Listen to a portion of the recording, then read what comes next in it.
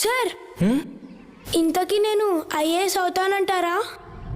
కృషితో నాస్తి దుర్భిక్షం అన్నారు పెద్దలు. మనిషి తలుసుకుంటే ఏదైనా సాధించగలడు. అయినా ఇప్పుడు ఐఏఎస్ ఆఫీసర్లు అయిన వాళ్ళంతా పైనుంచేం ఊడిపడలేదు కదా. రోజు క్రమం తప్పకుండా చదవాలి.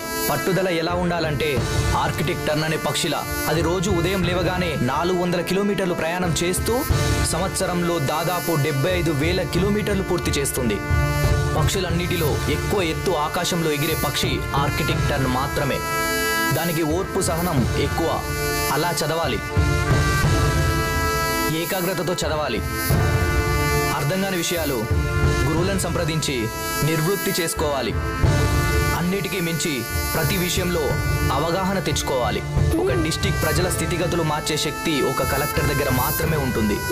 ఈ వృత్తి చాలా రెస్పాన్సిబిలిటీతో కూడుకున్నది.